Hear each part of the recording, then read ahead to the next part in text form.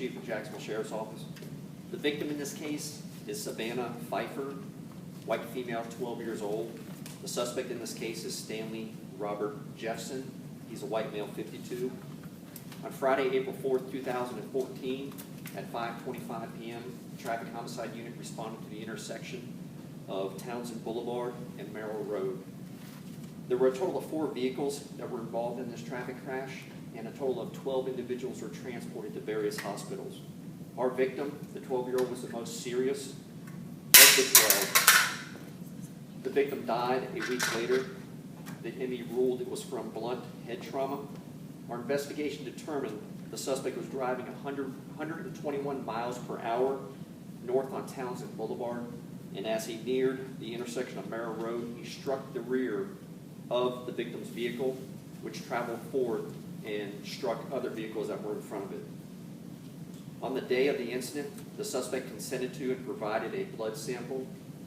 The suspect's blood was analyzed, and the results show that his blood alcohol content was 0.279, which is actually over 3 times the legal limit, and he also had Xanax in his blood.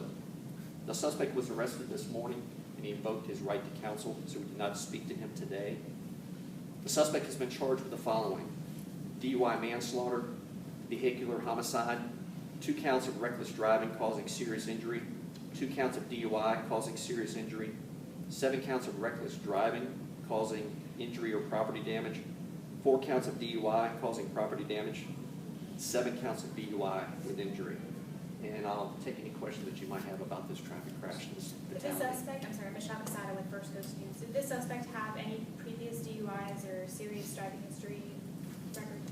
Yes, he does, and we can get you that information through the police information officer. But he actually has had 3 previous DUI arrests, along with some traffic charges, and there's also an arrest for possession of controlled substance. And Scanlon Times-Union, if he was doing 100+ miles per hour on impact, how come no more people were killed in this, including him? Well, in looking at the crash itself, I mean, it just looks like there was debris. There's a large debris field. Looking at the actual pictures of the car and everything, I mean, there's considerable damage to his car. I don't know all the, I guess, the details of inertia and, you know, the way the force is transferred from one vehicle to another. He's fortunate. I know from other things, some of it could be attributed to his level of intoxication. But he was hospitalized after He was this? taken to the hospital along with it. And in these cars, you had, inside the victim's car, there were a total of 4 occupants, including the victim. In the suspect's car, you had the suspect and a female that was with him. They both were transported to the hospital, were released shortly after being transported to the hospital. The most serious injuries came from the victim's car. In her car, she had other family members. You know, I don't have an explanation as far as why he did not suffer or sustain more significant injuries than he did. But not trying to take it away from anything, but you know, you've got a 12-year-old girl here that was killed as a result of his recklessness. Scott Johnson, Channel 4. Why did it take so long to arrest him? With these cases that we investigate, of course, there's as I mentioned before, there's actually blood that is taken from the suspect. That usually takes anywhere from 6 to 8 weeks. I mean, so if you look at it, we're talking 2 months out from the time of the crash, approximately where we're at today.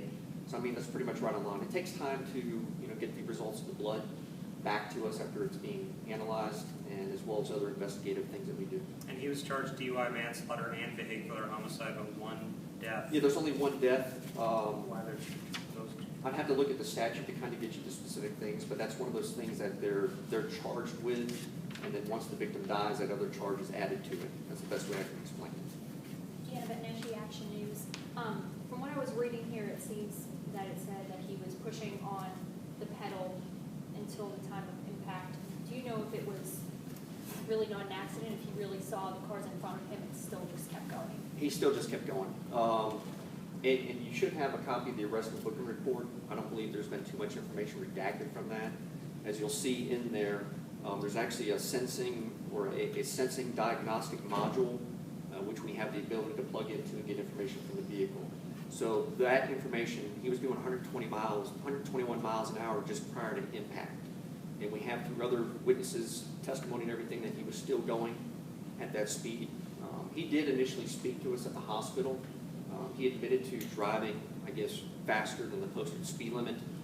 However, he did blame the others for not getting out of his way. Was the suspect, the passenger in the suspect's car, also drinking? Is there any evidence to support that? I don't have any evidence about that. I do not expect any more charges to come from this, or, with the passenger, no charges at all. Did he have a valid license at the time of the crash, and has he been driving since this crash? He's been driving, that I don't know. I guess I don't have the answers to either of your questions, but we can follow up and get those for you. You don't know if he had the license suspended or not from those previous DUIs, or? Yeah, I don't have that information for you. Anything else? Thanks. Thank you. Appreciate y'all.